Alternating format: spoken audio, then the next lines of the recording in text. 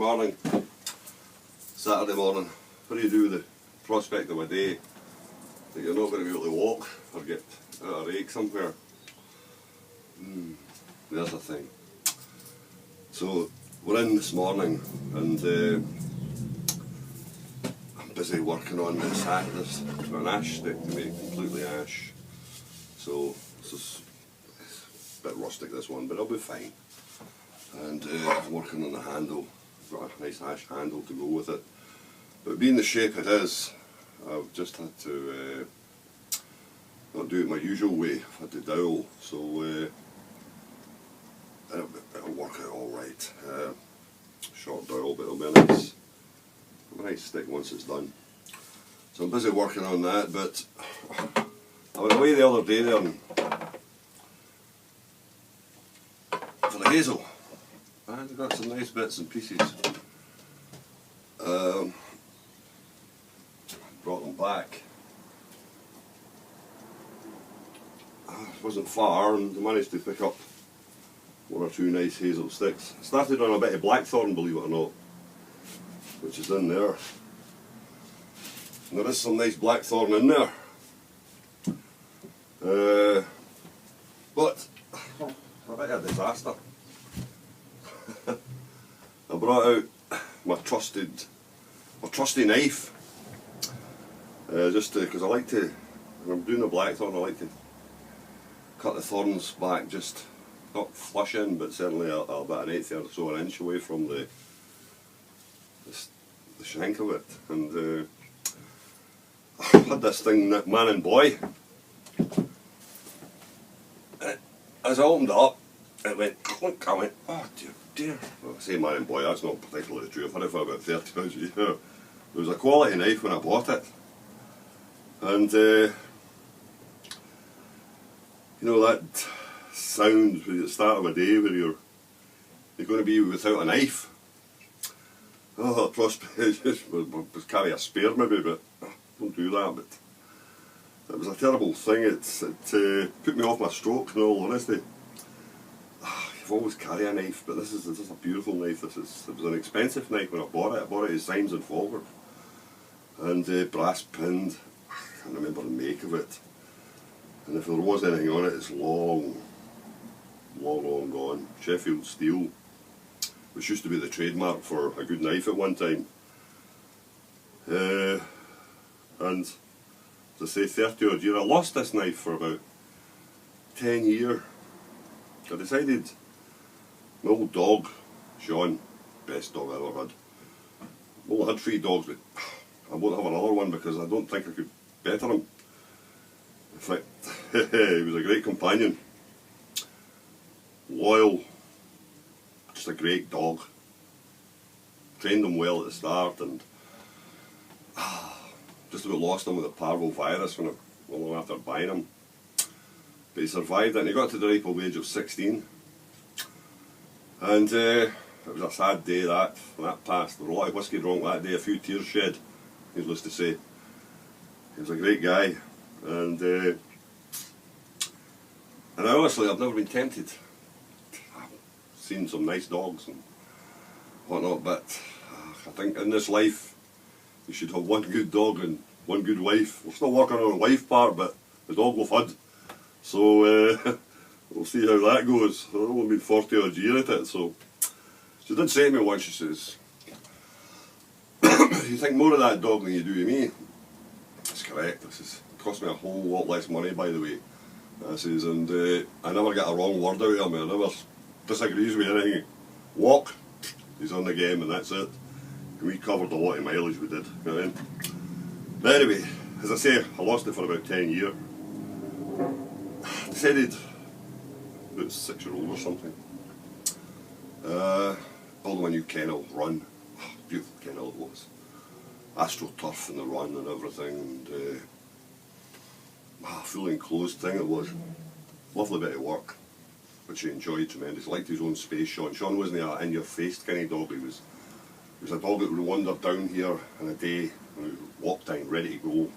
The old fella that stayed across the road, Jackie, would head out every afternoon, and Sean would know. He'd be juking around in the garden there, and He'd come in the old workshop and stick his head in the door, and, as if to say, it's time. And you'd hear Jackie shouting all along, "You ready for a walk, sir?" And away we'd go. Anyway, but to get back to it, I built him brand new kennel and everything. Beautiful walk, really nice. Anyway, shortly after that, went for my knife one day. Bloody knife! I used to carry it in the jacket pocket at times, and no knife, right high and low for the bloody thing. Oh, just what the hell have I done with it, like, you know? So anyway, cut a long story short, eventually he died. And the kennel sat for long and weary, and anyway, the wife had this woman at work who had got a dog and looking for a kennel to run, and so she got it, and I ended up dismantling the kennel. And when I lifted the floor on the kennel, what was lying in below it was a knife. So 10 years it went missing, and it was like getting an old friend back actually. I'd had another knife, but it just wasn't the same, and it's been a great knife, and I won't throw it out. It'll sit there. I'll probably bury it in the garden. I don't know. But I racked my mind. The other day it put me off. You've no knife, so you've got the saw. You've no knife. Oh dear, dear. So as luck would have, well, as luck would have it, as luck would not have it. I was walking around the other day there, and I said, knife. And it's amazing how you get confused. I'm not confused, but it was a day anyway. I said, okay, garden centre. Pensioners get 20% off on a Wednesday. The miserable part of me coming out, like, you know. I said, I'm going to see where I've any knives. Anyway, to discover that it wasn't Wednesday after all, it was Thursday, so you can falter slightly and say, well, will I wait? No, I'll not wait till next Wednesday. I'll go and have a look today and see what happens. So we went in and we purchased. That was originally a pruning knife, it was a gardening knife. So we purchased the modern equivalent of, which is a Darlac. Good enough knife, but nowhere near the spring set up on the old one. And you know that this is going to weaken. Stainless steel, as compared to carbon, will require a bit more sharpening, keep an edge on it. It has got an edge, mind you. It's a very good edge, it's on it. I need to be careful. I've still got the first aid kit in my jacket. I'll probably need that at some point. Oh, don't make the bone this time, we'll be fine. So it's much the same size. Feels not very rough in your pocket. Actually, I'm going to take, when I finish this, I'm going to take a little bit of emery paper and give the corners a bit rub off it. The inner pocket is sharp and catches your fingers and so. And I can never remember this one being the same way. I think it's a far better thing design. But anyway, it's time to move on. So it was just about size. Everything was right about it. It's got the same hook and the blade that I like. The stainless steel part, well, as I say, it'll lose its edge probably quicker, and it'll require, but it's not, the spring's not good on it. But it'll do. And as you see, you can push it, and you could never do that with that one. That'll probably see me out. Probably. I don't need to worry about that, I don't think. So that's the knife. But as I say, there's some nice hazel there, so I picked it up, and these drawers you see kicking about, they came out, I got them off a chart there. I'm going to create another storage area in there, reframe what I've got, and hopefully go through a lot of the stuff that's in that one that's already in there, and decide, hopefully if I can decide, what I will keep and what I won't.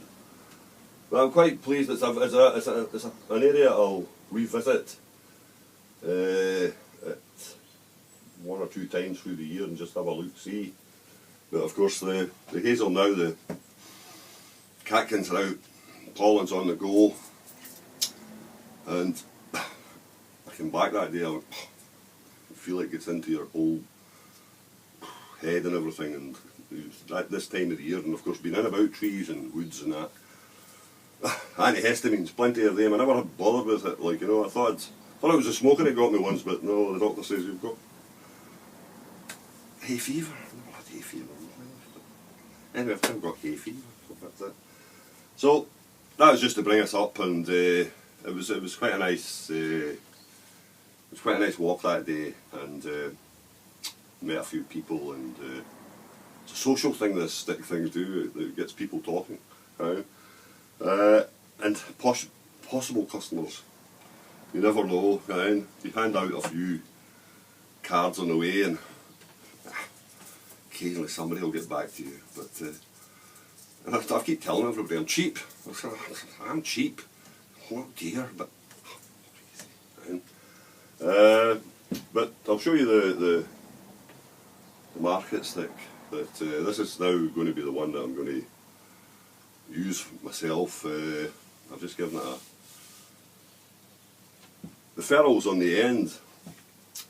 I don't know if I ever showed you, but if I'm using them, or if I'm going to be using hard walking, hard surfaces, I will bore the end and put one of these, or a stud or a screw or something into it through the end, because these ferrules won't.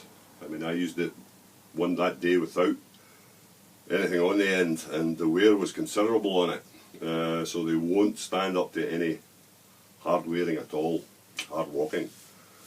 But no, I'm happy with this stick. It's very nice. So as I sort of stand here and look down at the pails and pails of handles, I'm thinking about it, about getting into it all and giving it a half time, giving it a clear out. But oh dear, I need to stop gathering actually. I do say this, I'm hopeless. Family look at me and go, what's happening to the man? But this is the way we play.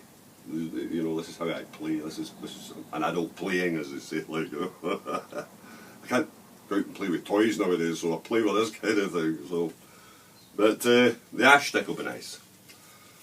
It'll be nice. Ash is a nice wood, and I like it with these little bumps and bits and pieces on it. It gives it a wee bit of character. It's straight, nothing on it at all. It's got a slight bend. I'll take a little bit out of it, and rake the handle. I rake through the box for. I don't pick a lot of ash handles, but this one will look nice once it's connected up, and a little bit. So the object this afternoon is, I'm hoping this clears up, the sun shines, I walk the bloody door and away I'll go. Anyway, we'll catch you later. Cheers.